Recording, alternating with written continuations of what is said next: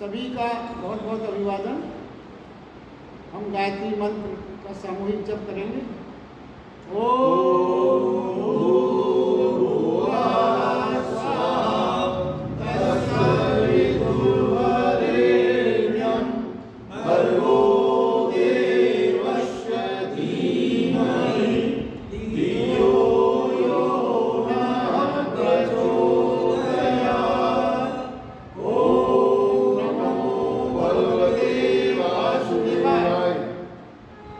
एक बार पुनः आप सभी का अभिवादन। जैसा आप जानते हैं, भगवद गीता भगवत ज्ञान विज्ञान योग नामक 7वें अध्याय पर निरंतर चर्चा कर रहे हैं और आज हम 26वें श्लोक से आगे का विवरण ले रहे हैं। तो आज निश्चित रूप से हम इस अध्याय का पूर्णता करने जा रहे हैं। 26वें श्लोक में भगवान श्री कृष्ण ने ये कहा है प्रारंभिक कि हे अर्जुन, पूर्व में व्यतीत हुए और वर्तमान में स्थित, पूर्व में व्यतीत हुए और वर्तमान में स्थित तथा आगे होने वाले सब भूतों को मैं जानता हूँ, परंतु मेरे को कोई श्रद्धा भक्ति रहित पुरुष नहीं जानता। देखिए, भगवान श्री कृष्ण यहाँ पे ये कह रहे हैं कि मैं जानता हूँ। क्या जानता हूँ? ये कह रहे हैं जो पीछे हुआ है वह, जो अभी हो रहा है वह, और जो आगे होगा वह भी मैं सब जानता हूँ। मतलब भूत भी, भविष्य भी और वर्तमान भी, सभी चीज़ों का मुझे पूरा पूरा आभास है। तो सब जानने का क्या अर्थ है? सब जानता हूँ, ये कैसे संभव है? इसके बारे में हमें चिंतन करना है। तो समझें, अतीत वर्तमान भविष्य, हमारे जीवन में हम इन 3 शब्दों से अच्छी तरह से वाकिफ हैं। अतीत वर्तमान भविष्य, और ये सब समयबद्ध है। जैसे समय में अपन कहते हैं अतीत का समय चला, भविष्य का समय अभी नहीं आया, वर्तमान का समय चल रहा है। यानी हमारी धारणा यह है कि जो कुछ भी हो रहा है वो समय अनुसार हो रहा है, समय के हिसाब से चल रहा है। मगर सब कुछ जानने का तात्पर्य यह है यहाँ पर कि परमात्मा के लिए जो कुछ भी है वो जस्ट अभी इसी वक्त, इसी क्षण, ना कोई अतीत ना कोई भविष्य, वर्तमान का भी लंबा अवधि, इसी क्षण उनके लिए वही एक क्षण है। तभी आप वो ये कह सके कि हम सब कुछ जानते हैं, सब कुछ दिखता है, अतीत भी दिखता है, भविष्य भी दिखता है और वर्तमान भी पूरी तरह से हमें दिखता है। देखिए फिर क्या है, उस निराकार चेतना के समक्ष कोई ऐसी चीज नहीं रह जाती, ना समय का बंधन, कोई समय का बंधन नहीं, सब जो कुछ भी है वो अभी है। अब इसको सुनने में थोड़ी सी कठिनाई लगती है, इसकी व्याख्या अपन करेंगे तो एक एक बिंदु आपको अच्छी तरह से समझ में आए। देखिए, हम निरंतर कह रहे हैं इस जीवन में समय जा रहा है, समय बीत रहा है, समय कट रहा है, तो वो कहते हैं समय काट रहा है, समय बीतता जा रहा है। मगर सत्य ये है कि समय खड़ा है, हम चल रहे हैं, हम बीत रहे हैं, समय नहीं बीत रहा है। आप बीत रहे हैं, हम बीत रहे हैं, हम चल रहे हैं।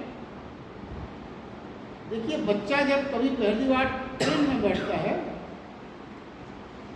तो उसको ये लगता है कि सारे वृक्ष, नदी, नाले, मैदान सब पीछे की ओर दौड़ रहे हैं। उसे बड़ा आश्चर्य होता है, सब दौड़ रहे हैं और वो आगे की ओर जा रहा है। देखिए, नदी पीछे, सब आगे की ओर में, और खिड़की से वृक्ष जब वो देखता है तो सब भागते हुए महसूस होता है। है क्या, देखिए यह जाना है कि समय तो अपनी जगह खड़ा, हम सब व्यतीत हो रहे हैं, हम सब जा रहे हैं। क्या है, हम छोटे थे पहले, हम ही बड़े हुए तो व्यतीत कौन हुआ, हम व्यतीत हुए। हम जवान हुए, हम बुजुर्ग हुए, हमारी उम्र हो गई, हमारा शरीर बदल गया, हमारे नाक नक्शे बदल गए, तो बदलाव किसमें हुआ, बीता कौन, हम। और अपन क्या कहते हैं, समय बीता। समय नहीं बीता, समय अपनी जगह खड़ा है, समय में कोई वो नहीं है फिर बदल। जो कुछ भी बीत रहा है संसार में वो हम बीत रहे हैं, प्रगति बीत रही है, बाकी सब चीज़ें बीत रही है, समय कभी नहीं बीत रहा है। देखिए समय कहीं नहीं जाता। अगर इसको और मैथमेटिकल अंदाज से अगर आप इसका विश्लेषण करें तो जब समय कहीं नहीं जाता, जाएगा भी कैसे और कहाँ जाएगा, अगर सोचेगा। जैसे आप अगर यही मान लें कि समय कहीं जा रहा है और कहीं से आ रहा है, तो जरा ये विचार करें कल जो निकल गया वो कहाँ जाएगा, उसके जाने की जगह स्पेस होना चाहिए, और जाएगा और फिर कल जो आने वाला है वो कहाँ से आ रहा है, तो जा रहा है तो लाखों वर्षों हजारों वर्षों से कल जा रहा है, जा कहाँ रहा है, कहीं इकट्ठा हो रहा है क्या, कोई स्टोरेज है क्या उसका, या कल जो आ रहा है तो कहीं स्टॉक से इशू हो रहा है क्या, जब जाओ जाओ, मतलब कहीं इकट्ठा है वो, कहीं ऐसा है क्या। तो ये तो बात ही संभव नहीं है कि कहीं से आ रहा है तो कहाँ जा रहा है। इसकी तो मैथमेटिक्स के हिसाब से भी आप सोचो कि ये कैसे संभव है, इतना सारा कल जाएगा कहाँ, और इतना सारा कल रोज रोज आएगा कहाँ से। इसका मतलब ये हुआ कि आने के लिए कहीं होना चाहिए पहले से, और जाने को कहीं इकट्ठा होना चाहिए। करोड़ों वर्षों से ये सब इकट्ठा होना व्यवहारिक रूप से संभव ही नहीं। करोड़ों वर्ष अगर सृष्टि को आप मान लेते हैं। अब देखिए, और अगर इसको सरल ढंग से समझते हैं, जैसे हम और आप चल रहे हैं,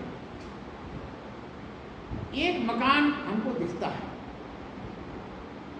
आगे वो मकान है, और जहाँ हम जा रहे हैं वहाँ भी सामने एक मकान बना हुआ जो हमको हम आगे बढ़े, जो मकान हमें दूर से दिख रहा था वो मकान अब हमारे सामने आ गया, और पीछे जो मकान हमने देखा था वो अब हम मुड़ के देखते हैं वो दूर हो गया, वो नहीं दिख रहा, वो जल हो गया। उसके बाद जब हम और आगे बढ़ेंगे वो मकान जो अभी हमें दिख रहा था वो भी नहीं दिखेगा, आगे का फिर दिखेगा। तो क्या मतलब हुआ इसका, जो पीछे मकान है वो हमें नहीं दिख रहा है तो वहीं, जो वर्तमान में हमें मकान छोड़ा है वो भी वही है, और जो आगे हमें नहीं दिख रहा था वो पहले से वहां था। मकान नहीं चल रहे हैं, मकान तो यथावत जो जहां थे वैसे ही है, सिर्फ हम चल रहे हैं। और हमें ऐसा लग रहा है कि समय चल रहा है, समय नहीं चल रहा, चीजें सब स्थिर हैं अपनी जगह। हमें दिख रहा है कि मकान वहीं पे है। और देखिए, और अगर इसको और सरल ढंग से समझें, जैसे मान लीजिए आप दो मित्र हैं, आप नीचे बैठे हो पेड़ के नीचे, और आपका मित्र पेड़ के ऊपर बैठा है, टहनी पे चढ़। अब उसने ऊपर से देखा कि एक कार आ रही है बहुत दूर से, नीचे वाले को कहता है कार आ रही है, मतलब हमें तो नहीं दिख रही। उसको क्यों दिख रही है, क्योंकि वो ऊंचाई पे, इसलिए वो आने वाली कार को दूर से देख पा रहा है, और जो नीचे है उसको नहीं दिखेगी, क्योंकि उसकी दृष्टि उतनी नहीं है। ऊंचा जो होता है उसकी दृष्टि दूर तक जाती है, आते हुए भी और जाते हुए भी। और जो नीचे है वो दृष्टि में उतना ही देख पाएगा जो उसके सामने है, उसके अलावा वो नहीं देख पाएगा। तो क्या है, बाद में दिखी और जाते हुए भी वो कहेगा देखो वहाँ है, वो चलेगा, आपको लगे नहीं है, आपको नहीं दिख रही, ऊपर वाले को फिर भी दिखेगी, जाते हुए दूर भी दिखेगा। इसका आध्यात्मिक रहस्य समझिए। आध्यात्मिक रहस्य इसका ये हुआ कि चेतना जितनी ऊंचाई पर होगी, वो कहना चाहिए, तो भगवान ने कहा ना कि हमें आगे पीछे ऊपर नीचे सब दिखता है, सब देख पाता हूँ मैं भविष्य में। तो देखिए, जो आध्यात्मिक रहस्य की बात इतनी सरल उदाहरण से जो समझाई गई, वो इशारा किस तरफ है? इशारा इस तरफ है कि चेतना जितनी ऊंचाई पे होगी, उतना अतीत, वर्तमान और भविष्य का फासला गिरता जाता है। जितनी ऊंचाई पे चेतना, पेड़ का आपको उदाहरण दिया गया, आपने सोचा जितनी ऊंचाई पर चेतना होगी, कृष्ण की चेतना तो परम ऊंचाई पर, तो भगवान उनकी चेतना की ऊंचाई की तो आप कल्पना नहीं कर सकते, इतनी ऊंचाई पे है, इसलिए उन्हें सब दिखता। पहले तो उन्होंने नहीं समझाया कि सब है यथावत, आपको नहीं दिख रहा है, मगर जो ऊंचाई पर होगा उसे काफी दूर तक दिखता है, और जो परम ऊंचाई पर होगा उसको संपूर्ण दिखता है। भगवान को सब दिखता है, उसे सब दिख रहा है, जो होना है वो दिख रहा है, जो हो रहा है वो दिख रहा है, और जो होने वाला है भविष्य में वो भी उनको दिख रहा है। ये तात्पर्य, ये संभव है। और देखिए, जिसकी चेतना ऊंचाई पर होती है, और इसका एक उदाहरण प्रत्यक्ष हम अपने जीवन में आज भी अनुभव करते हैं। तो भगवान का उदाहरण डायरेक्ट जो आपको बताया गया, ज्योतिष विज्ञान इसी सिद्धांत और चेतना की ऊंचाई पर ही बना, जो वास्तविक में ज्योतिषी, ये पाखंडी और तमाम तरह के जादूगर टाइप ज्योतिषी थे। तो रियल ज्योतिषी वो क्यों बता पाता है आपका अतीत, आपका भविष्य? विज्ञान है।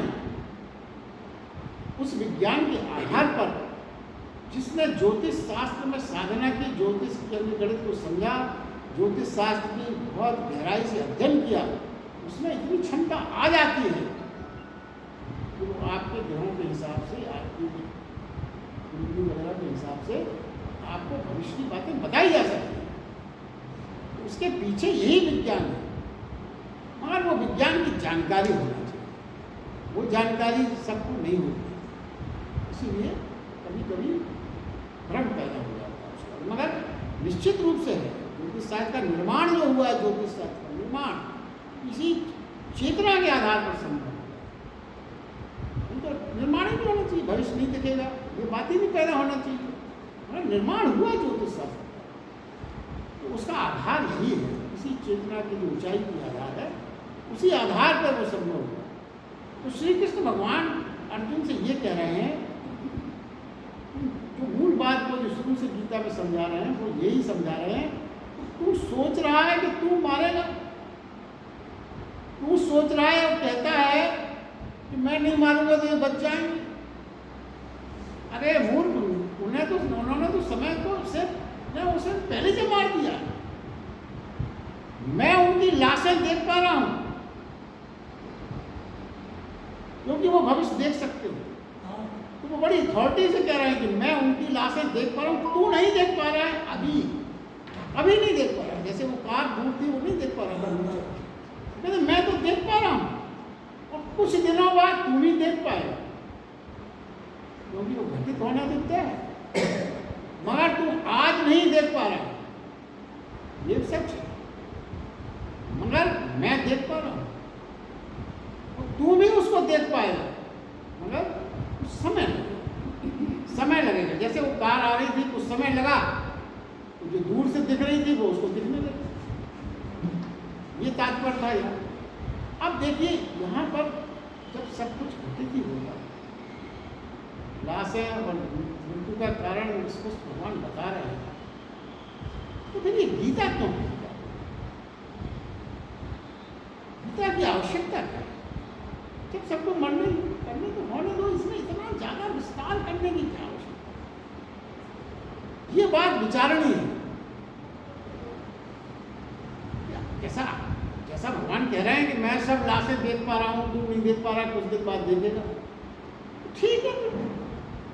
तो कल क्यों रहे? तो देखिए, भगवान का जो गीता का मूल उद्देश्य है, कहने का कारण क्या है, वो हम आज समझें। क्या है? जीवन के तमाम तरह के युद्ध हैं, जैसे ये भगवत गीता का अपन ये कुरुक्षेत्र का युद्ध समझ रहे हैं।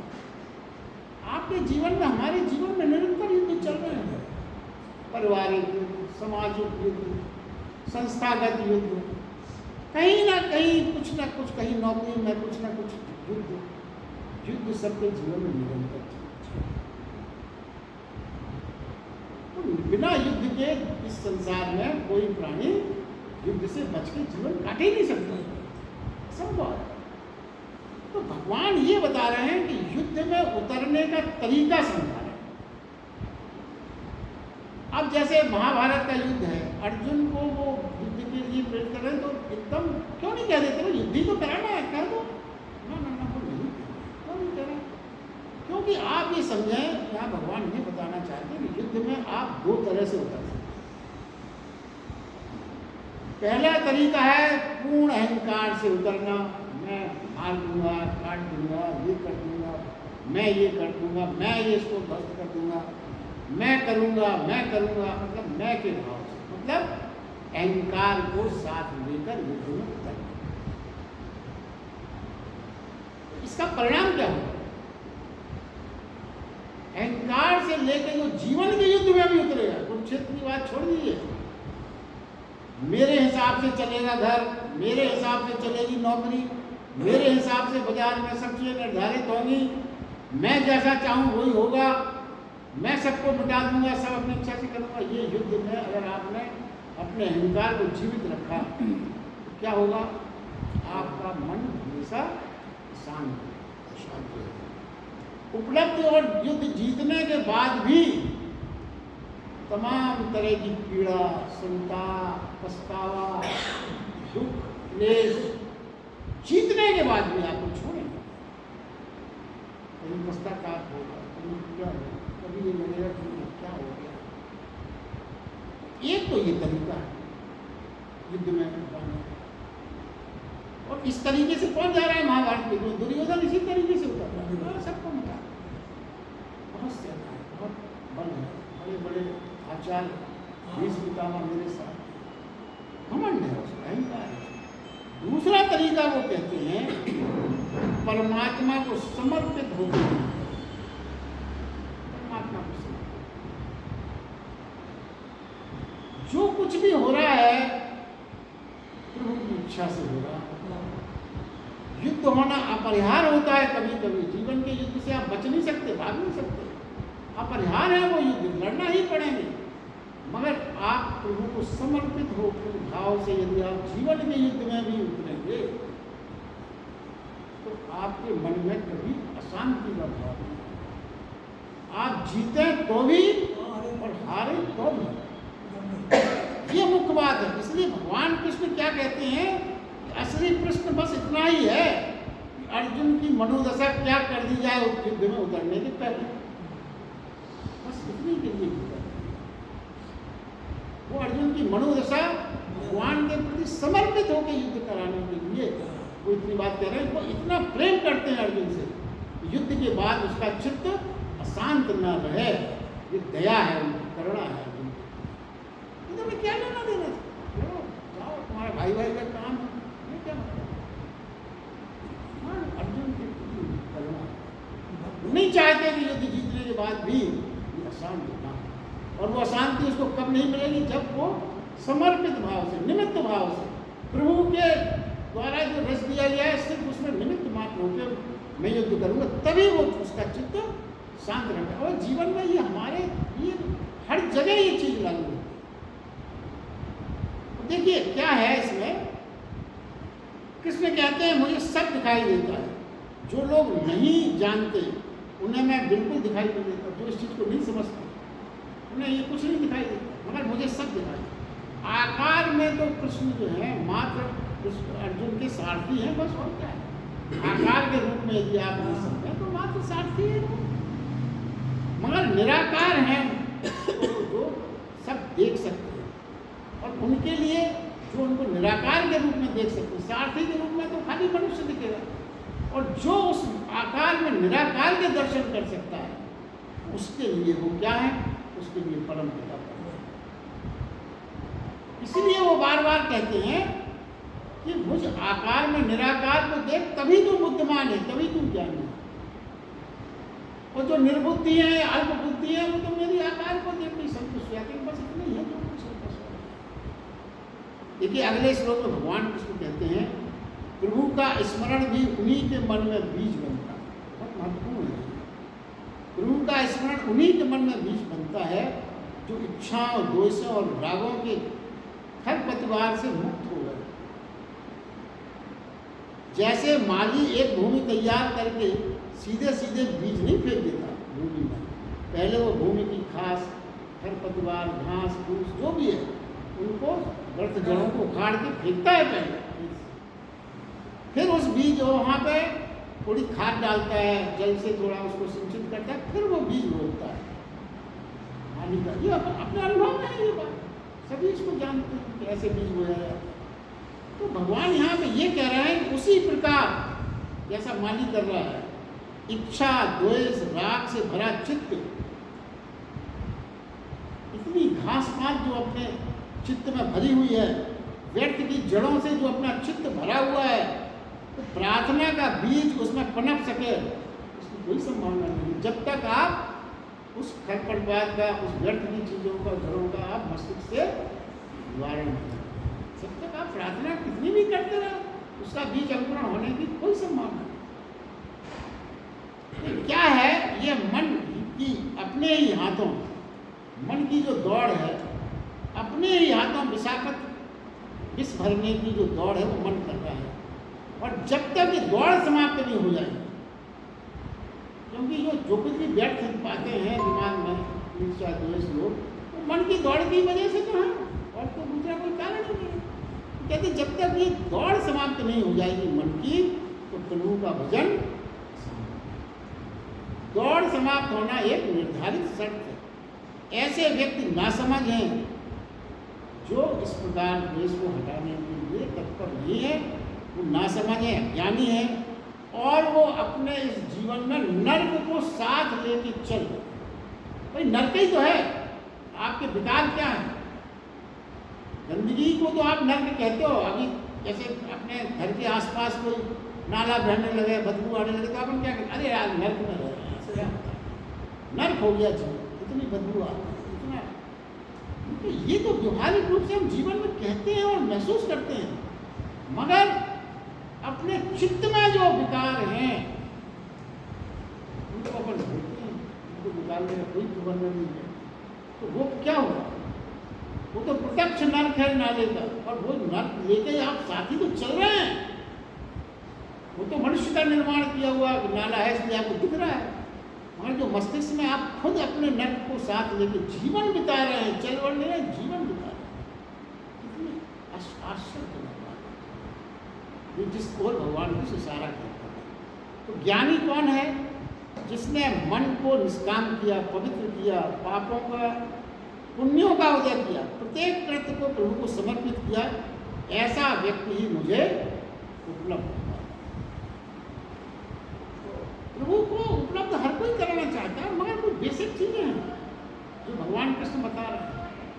क्या है, आप दुनियादारी हर चीज़ आपके हिसाब से चला रहे हैं, और 2 माला चंदन लगा दिया, आरती रोज तो कर रहे हैं, पूजन रोज तो कर रहे हैं, भाई उपलब्ध ही नहीं हो रहा है, तो उपलब्ध होने के कुछ बेसिक है, बिना उसके वो चीज़ संभव नहीं। अगले श्लोक में भगवान कृष्ण कहते हैं, जो मेरे शरण हो गए, जरा और मरण से छूटने के लिए यत्न करते हैं, वो पुरुष उस ब्रह्म तथा संपूर्ण आध्यात्म को और संपूर्ण कर्म को जानते हैं। और जो पुरुष आदि भूत, आदि देव के सहित तथा आदि यज्ञ के सहित सबका आत्मरूप मेरे को जानते हैं, ऐसा युक्त चित्त पुरुष अंत काल में मुझको ही जानता है, अर्थात मुझे प्राप्त होता है। देखिए इस श्लोक में जो पहला शब्द है वो क्या है? जो मेरे शरण हो, जरा और मरण के छूटने के लिए यत्न। पहला शब्द जो है भगवान कृष्ण कहते हैं मेरे शरण हो। और आप इस चीज को अच्छी तरह से आत्मसात कर लें कि धर्म का समस्त सार, पूरे धर्मों का समस्त सार इस छोटे से शब्द में छुपा हुआ है, इस शरण शब्द में ही स्मरण। पूरे धर्मों का शरण शब्द में सब कुछ है, इसमें शरण आ जाओ, शरण चाहिए, सब कुछ है। तो शरण का अर्थ क्या? शरण का अर्थ है असहाय महसूस करना परमात्मा के साथ। मेरे लिए मुझसे कुछ ना हो, कुछ हुआ भी नहीं है, मैं तो ना के बराबर हूं। ये भाव जीवन में परमात्मा के सामने आपको होना चाहिए। क्यों क्यों ऐसा सोचे हैं? वो कहते हैं देखिए, ना तो श्वास हमारे कारण चल रही है, ना रक्त संचार हमारे कारण होगा, तो हमारा क्या रोल है बताइए आप? वो ये सोचता है कि इन कामों में हमारा रोल है कुछ? श्वास लेने में आपका रोल है, आपका रोल कर दिया जाए तो आप 2-4 घंटे में भूल जाओगे आप थोड़ी देर के लिए सांस लेने। अरे क्या बताएं, फोन आ गया तब सांस लेने भूल गए आप।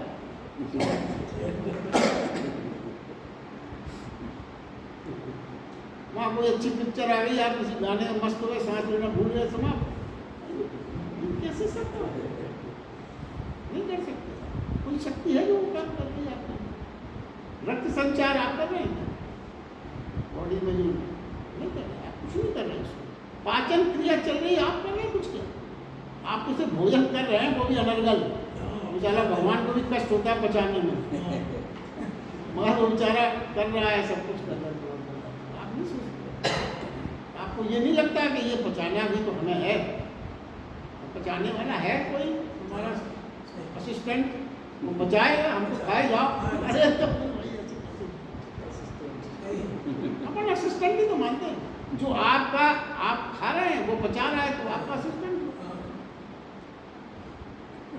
आपकी सेवाएं कर रहा है, वो रक्त चला रहा है, आपको श्वास दिला रहा है। तो हमारा आप तो सोचते हैं कि सब लगे हैं हमारे, आपकी सेवा कर रहे हैं हमारी, सब ये भाव है हमारे, यही तो बात है।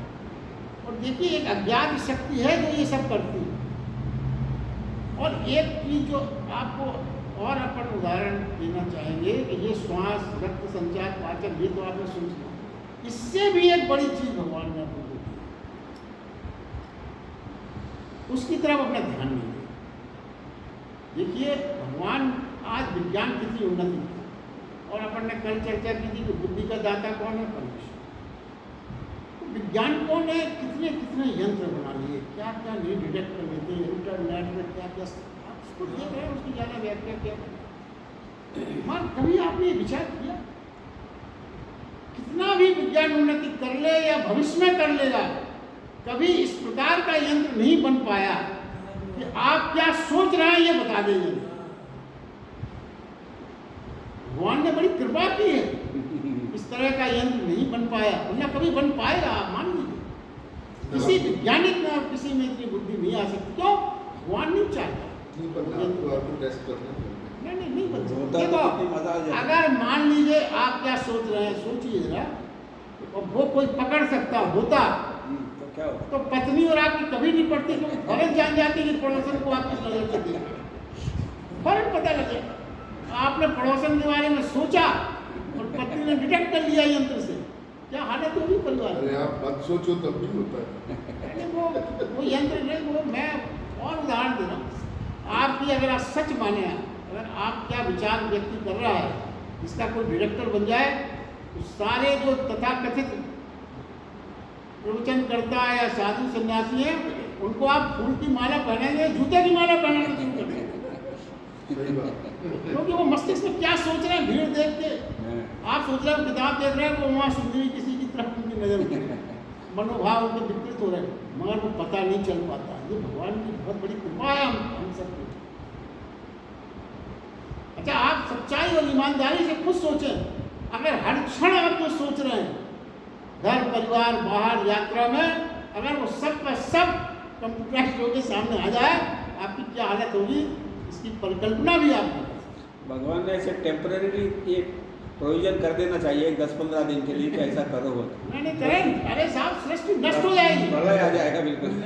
और वो आपका आपके जो युद्ध होगा, वो यूक्रेन और गाजा पट्टी वाले हिंदुस्तानी युद्ध से भी ज़्यादा भयंकर युद्ध में आपका जाएगा जीवन आपका, अगर ये हो जाएगा। नहीं हो सकता। तो ये जो इस कृपा की ओर अपन ध्यान दें, और इसीलिए चूंकि उसकी ये कृपा है, अपन मनमाना करते रहते। लाख आपको समझाया जाए कि ये चिंतन मत करो, ये मत करो, ये विचार से दूषित विचार हैं, इसको मन में मत लाओ, मगर उसकी कृपा है कारण अपन उसका नाजायज फायदा उठाते हैं।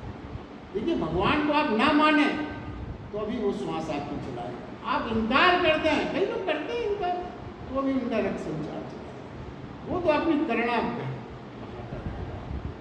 ना माने तो इतना दयालु है। क्यों? वो ये मान लेता है हमारा बिगड़ा हुआ है, मगर है तो हमारा बेटा। पिता का बेटा बिगड़ा हुआ है, फिर भी वो उससे उस लेवल तक कुछ नहीं होता कि उसकी जान ले ले।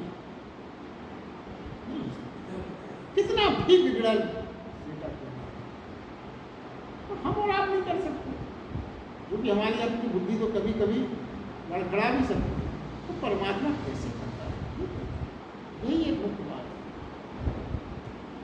तो क्या है इसमें जो मुख्य बात वो और आगे समझने की है कि फिर क्यों ना अनंत के चरणों में हम स्वयं को डाल दें, क्यों ना उसकी शरण में डाल दें। और ये शरण में डालने का जो मेन बात है वो क्या है, हम ये सच्चे हृदय से कह सकें तेरी मर्जी, सच्चे हृदय से। देखिए एक बार पूर्ण हृदय से यदि हम कह सके तेरी मर्जी, जरा कल्पना करिए, सच्चे हृदय से यदि आपने कह दिया तेरी मर्जी, तो आपके जीवन के सारे तनाव, सारे दुख, सारी पीड़ा, सारे संताप विदा हो जाएंगे। जीवन की सच्चाई आप कह सके तेरी मर्जी। सारे दुखों का, सारी पीड़ा का, सारे संतापों का मूल कारण है मेरी मर्जी। मेरी मर्जी से चलेगा, मेरी मर्जी से घर चलेगा, मेरी मर्जी होगी तो वही काम होगा। तुमको मेरी मर्जी से यहाँ बैठना पड़ेगा, तुम मेरी मर्जी है पीछे बैठो, पीछे बैठना पड़ेगा। सारे दुखों का, सारी लड़ाई, सारे झगड़ों का कारण मेरी मर्जी। तो ये जीवन में भगवान किस कहते शरण का यही मतलब। शरण का मतलब ये नहीं आप कह दिया हम आपकी शरण में आ गए। अरे ऐसे कैसे आ गए, सद्गुणों से नहीं कोई शरण में आता है। भाव होना चाहिए, भाव यही है तेरी मर्जी, तेरी मर्जी। ये आपने स्वीकार किया तो ये समझें, ये ना समझें कि शरण में जाने और बात और उन्होंने कही आगे। शरण में आप आ गए तो ये ना समझें कि आप किसी सुरक्षा चक्र में आ गए, फिर ना तो आपको कोई दुख होगा, ना कोई पीड़ा होगी, ना कभी मृत्यु होगी, ना कभी तबीयत खराब होगी। क्यों? आपको ये समझ के आए शरण में कि हम एक सेफ्टी कवच में आ गए। ये भाव होता है। भगवान ये कहते हैं कांटे भी तुझे लगेंगे, बीमार भी तू होगा, मृत्यु भी तुझे आएगी, सब होगा, मगर ये सब घटनाएं बाहर घटेंगी, आप इसके पार हो जाएंगे। बाहर घटेंगी, आप पार हो जाएंगे। ये फर्क है शरण होने आने में। क्या है, ये मैंपन से हम इतने भरे हुए हैं, मैंपन से कि परमात्मा के लिए जगह ही नहीं हमारे अंदर से। हमारा ये मैंपन अहंकार का इतना फुल है स्पेस, उसमें भगवान के लिए भी जगह शेष नहीं है। आप इतना मैंपन से भरे, तो यह अहंकार ही जो जिससे मस्तिष्क भरा है, शरण में जाने में बाधा है। एकमात्र बाधा क्या है? अहंकार। क्यों? अहंकार आपसे कहेगा मैं क्यों किसी की शरण में जाऊं? अरे मैं तो सारी दुनिया को अपने चरणों में झुका लूंगा, मैं इतना शक्तिशाली हूँ, इतना धनाढ्य हूँ, इतना पावर है मेरे पास, मैं क्यों किसी की शरण में जाऊँ? बड़ा अहंकार आपको लगता है। तो शरण में जाना अपने आप को मिटाने के समान है। तो कहता नहीं, अरे वाह हम पूरी दुनिया हम मिटाएंगे, कैसे शरण में जाएगा? जिंदगी में एक बात, सूत्र बहुत महत्वपूर्ण सूत्र है, जो अगर हमारी समझ में आ जाए तो बहुत आध्यात्मिक चीज़ें बिल्कुल भाव क्लियर हो जाता है। जिंदगी कुछ ऐसी है,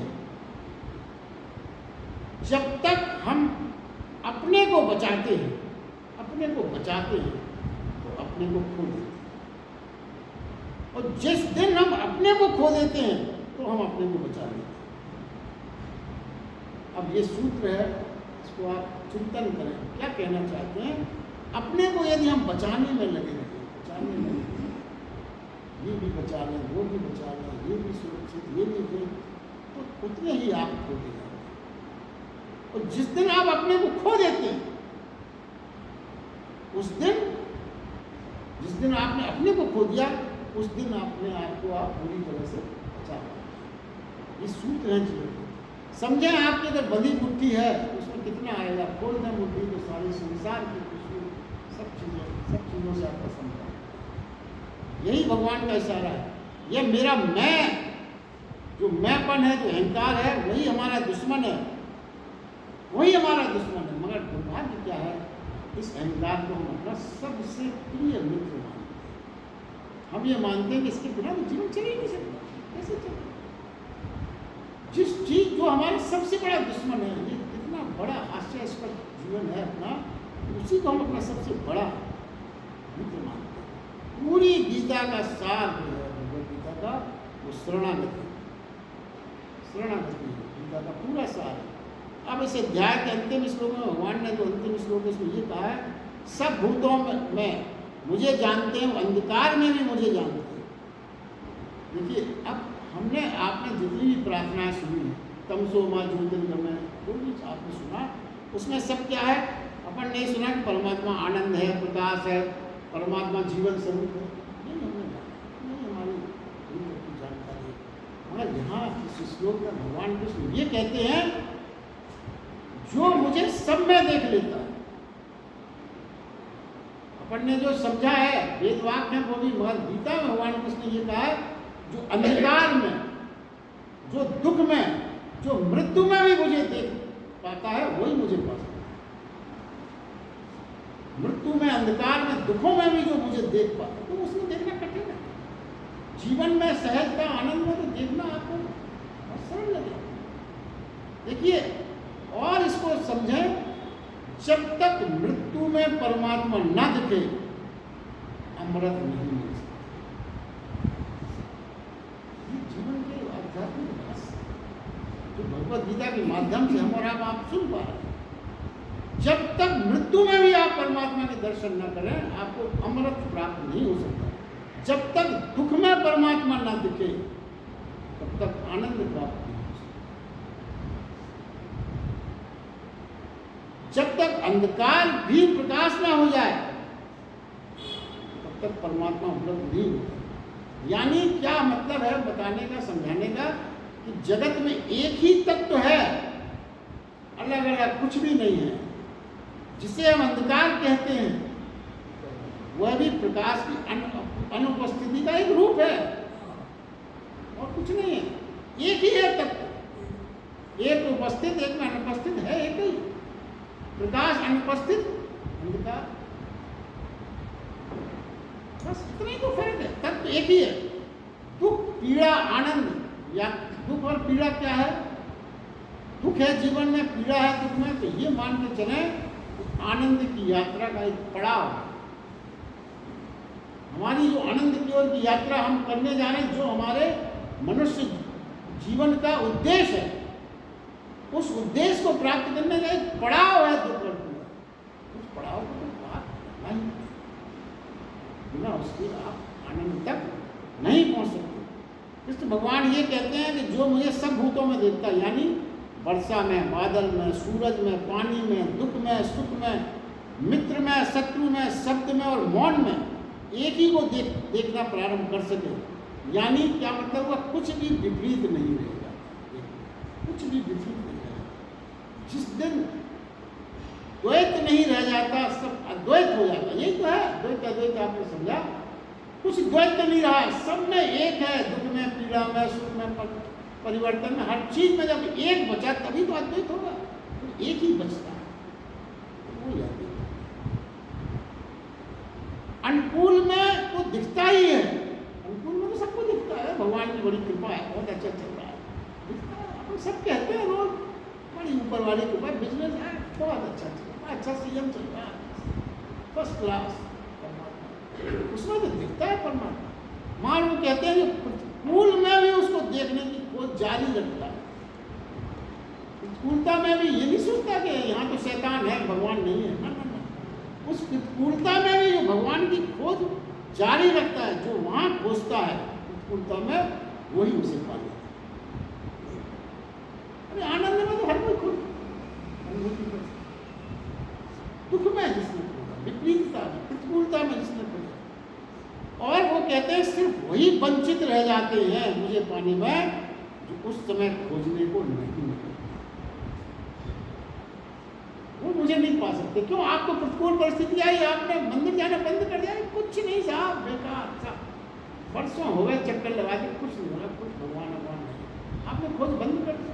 यही मतलब है उनका कि जो प्रतिकूलता में मुझे नहीं खोजता वो मुझे नहीं पा सकता। उसका कारण भी बड़ा स्पष्ट है।